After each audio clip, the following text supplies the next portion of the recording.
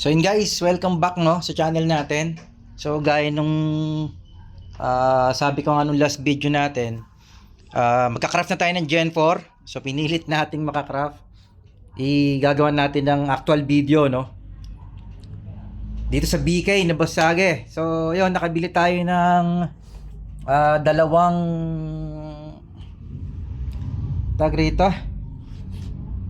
dalawang 2M na Garuda no, ganun kamahal natin binili. Kasi buti na lang si Ace binenta sa atin ng 800 kayong isa. Shoutout diyan kay Ace, salamat sa iyo pre. TY no, kay Ace na pinagbenta niya tayo ng 800, babalikan natin yan siya. So usapan namin na pag nakaluto ko babalik natin yung Garuda niya no.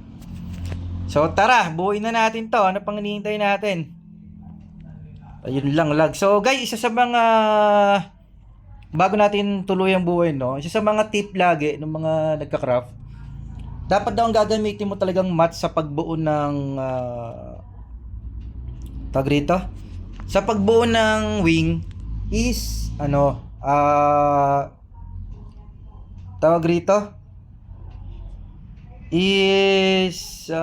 max yung option, yung 40 to, tulad ito guys. Ito yan, nakalagay damage bonus 45%, damage absorption 45%. So yan ang pinaka-inaano nila no. Although ako kasi tulad nun, nakaraang nag-craft ako ng Gen 3 dun sa AGL ko, hindi naman siya na perfect, pero ang ginamit nating wing ng option doon 45-45 ay 35-35 yun eh. Tama, 35-35. So hindi naman siya naging 45-35. Pero yung option niya attack speed no, maganda yung option nito naman. Ang naging option nito, excellent damage rate, tsaka attack level 20. Ito, malupit talaga na pagkakarap ni Boss Sagi rito. Solid. So sabi niya, pre, nagkarap ako sa CR, kaya swerte. So sa CR daw siya, pero syempre, di na natin gagawin pumunta na CR, ano? Para lang sa craft. So, tara, samahan nyo guys. Sana maging successful yung craft natin, ano? Medyo napakalaki kasi talaga ng iniwan nitong account na to. So, ang ginawa ko, inuna ko tong bukan ng Gen 4 kesa dun sa Agile ko, nilipat ko yung 4 na Garuda rito. Tapos yung kulang binili natin. So tara, isa pang tip guys no, pag magka-craft kayo or mag-upgrade kayo, basta anything na gagawin niyo sa MU, dapat di kayo lag. Kasi kapag lag kayo, napapansin ko ba lag, madalas talaga failed eh. Ganun ng no. So pag gagawa kayo ng pag magka-craft kayo ng lagi kung dapat hindi kayo lag. Okay, so eto na, Garuda feather craft natin. So ang una mong gagawin, kailangan mo mag-craft ng Garuda feather. Ito guys, so anong requirements? Kailangan mo ng 50 na Garuda na tattered Garuda feather para makagawa ka ng Garuda feather. Okay, so ito yung una natin i-craft. Para sa mga hindi pa nakakapag-craft ng Gen 4 no, para sa inyo lahat to guys. So live to no. Actually hindi siya live, kinapture ko siyang live ng video. Tsaka natin siya i-upload. So okay, ito yung Garuda feather, craft natin siya. Okay, so meron tayong Garuda feather. So ang kulang natin na lang is Jewel of Life, no? So ilan ang kulang natin? 30 to 22. So punta tayong trading hall. Walang problema yan, bili tayo ng Jewel of Life na yan, 34 pieces. So sana meron, baka mamaya wala nagbebenta, no? Ayan, so eto medyo mahal lang wala bang eto 18. So eto bilhin na natin yan 18. 22 pieces, kailangan pa natin ng ito. Tsaka isa pa. So ayan, kompleto ng Jewel of Life natin. Tingnan natin guys. Okay, so craft wings Gen 4. Ano pa ba kulang? Kulang pa ng 6 pa, 32 eh. So 32 trading hall. Wala pa ng 6. So kulang pa ng 6 guys, no. So yun isa sa mga kailangan yung may items kayo ng pang-craft. So dapat naka-prepare no. Lalo na kung wala kayong stock ng MUC. At least tayo kahit paano meron tayong stock. So ito, bilhin na natin 'yan. Ito bilhin na natin 'yan. So ayan, binili na natin, siguro kasya na no. Sana craft wings. Yon, so meron na tayong Gen 4 craft wings guys no. So ito yung wing na gagamitin natin. Ayan guys, 45-45 yan, no? Naka-max to. So sana, swerte naman tayo, no? Total, napakaganda naman ng match natin ngayon. Pag inalat, ganun talaga yung buhay. Wala tayong magagawa dyan. So guys, ito yung kompleto na siya, no? So ito yung match natin. Naka-max option yan. Shoutout natin si Boss Agi, pre. Ito na yung Gen 4 ng BK, no? I-craft na natin. Shoutout natin si Boss Agi. So, Jewel of Life. Ayan, kailangan mo ng 32 pieces. Jewel of Creation. Yung Joke, kailangan mo ng 32 pieces. So, Bless, kailangan mo ng 16 pieces. Soul, kailangan mo ng 16 pieces. Jewel of Chaos, kailangan mo ng 16 pieces. Garuda Feather, kailangan mo ng isa. At MU Coin, hindi ko mabasa kung ilan to eh. Ano ba yan? 1.5 lang yata yung 2.5. So guys, eto na. So, sana swerte tayo, no? Pag MP light sa lumabas dito, nakakadismaya, no? Isipin nyo guys, napakaganda ng ginamit nating wing, tapos MP lights lang ang lalabas, no? Sa bagay, kung MP, tapos 55-55, goods pa rin. Para sa akin. So kasi iba, yung pinaka maganda talaga rito yung makuha mo yung damage yung damage bonus saka absorption ng max, no? So kung 55-55 ang lalabas, so kahit basura yung stats, okay pa rin ako ron. Para sa akin, ha. Hindi ako ngayon, kung hindi man siya perfect stats, sana bigyan ng attack speed. So importante kasi yung attack speed, tsaka yung EDR. Okay? So tara guys, click na natin, siguro na natin to, no? Ayan, antayin natin yung naghahagis nung ayun yung naghahagis. So isa. Ayan, pag naghagis ng 3. 2. Yan, yung goblin. O isa pang hagis. 3. Yan. Yun. So, ayan, guys. So, di pa natin alam kung anong kalalabasan. Yun, guys, 55-55. Okay lang na kill HP bonus yan. Walang problema sa akin. Gaya na sabi ko. At least 55-55. Di ba? So, yun yung pinakamagandang natin. So, kill HP bonus, walang problema. Kahit pa MP light siya, importante 55-55. Hindi na masama. So para sa akin, okay yung hindi man siya sobrang ganda.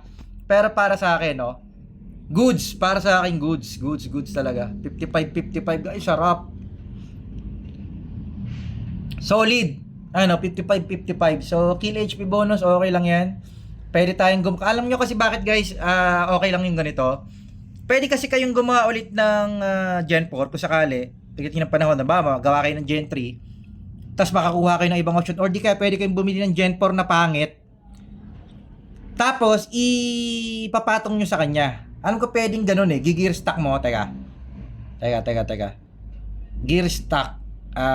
Ito. Yung wing. Ayan guys Yan. So yun ang ibig sabihin. Kahit na kill HP bonus yan, pag nagkarap kayo ulit ng Gen 4, merong Gen 4 na makuha nyo is attack speed or whatsoever. Kahit pangit kahit hindi max yung absorption, yung damage saka yung damage absorption, okay lang. Ito si itong max. Okay? So yan guys. So yun yung Gen 4 natin guys. Para sa akin, hindi na ako talo rito. So thank you dun sa mga tumulong sa atin, kay Ace. Tapos merong nagbenta ng 2M sa local TH, hindi ko alam kung sino, pero binili ko, yung nagbenta rin sa atin sa DR, si Trina ba yun? Nakalimutan ko yung pangalan. Thank you sa kanya, Tapos yung napagbilan natin kahapon ng 1.6M na So yun guys, yun yung journey ng natin, ng Gen 4. So at least kahit papaano nakasabay na tayo sa Gen 4 chain ni Chuchu. Ngayon, ang i-check natin ngayon kung kapag naka Gen 4 na ba tayo, kaya niya na bang tangkihin yung RD ng solo. So yun ang natin. Sabay na natin dito sa guys, Sabay na natin sa video para malaman lang natin. Actually baka kasi kaya lang hindi natatank ng nitong BK yung RB gawa ng sa wing, Kasi Gen 4 ang sigurong requirement dito sa map na to. Okay, so malalaman natin yung sagot. So yun, singit lang natin, Total lang dito naman. Swerte pa rin ako, naniniwala ako swerte. Kahit na kill HP bonus siya, napakaswerte ng 55-55. So ang gagawin natin next, gagawa ulit tayo ng isang wing na kahit na attack speed ang lumabas, kahit na pangit yung option niya, ay yung bonus stats, yung base stats, okay lang. Di ba? Yun. So, tingnan natin kung kaya niya ng tangkihin ngayon to. Kasi mabilis naman pumatay to guys eh. O, ayan guys, so 6,000 na lang. 'Di ba? Kita nyo guys, 6,000 na lang yung damage ng RB sa atin. So, ibig sabihin, napakalaking bagay talaga ng Gen 4 na wing. So, ibig sabihin, hindi na natin kailangan magpa-buff para mag-RB tayo, no? Kita nyo, guys? So, yun. So, parang may nag-ano sa atin. Ayan, paldo. Ox na rin. Max yung option. Max stats. So, kahit na kill HP option dyan para sa akin, panalo. Okay, so tingnan natin yung kinalabasan ng ano natin. Asan ba?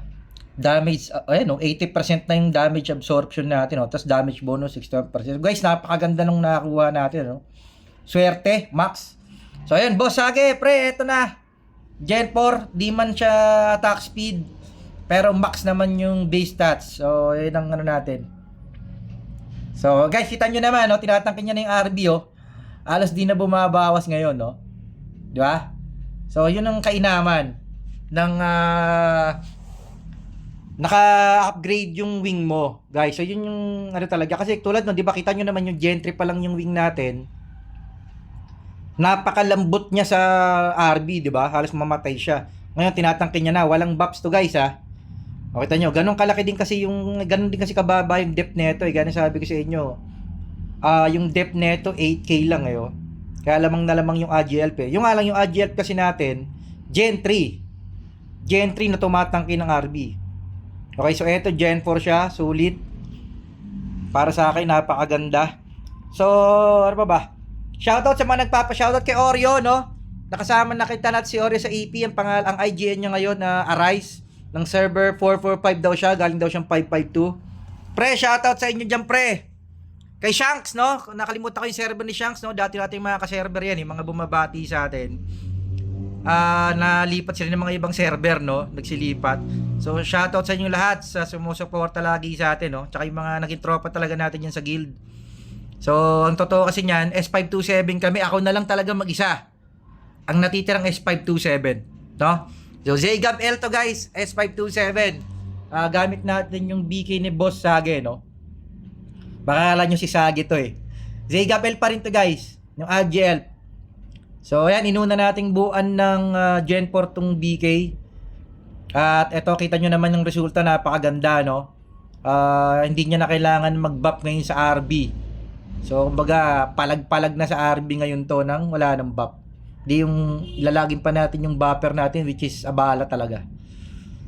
Okay, so guys, tapusin na natin tong RB, no? Baka mag-drop ng isang Garuda, eh. Pambabae natin kay Ace. Napakalaking thank you natin doon kay Ace, no? Binentahan tayo ng 800k na Garuda para makapag-drop lang tayo. So, yan, pre, sa akin, hindi na ako nagpunta ng CR. Siguro kung nagpunta ako ng CR, baka nag-attack speed daw, pre. So, yan, konti na lang, guys, 10%. Pagtapos itong RB na to, out tayo. Ang susunod natin na upgrade siguro ng BK na to, may nagre-request ng 3B3, no? Ay, 3B3 ng 5B5. So, susubukan natin mag-upload ng 5B5. So, ayan.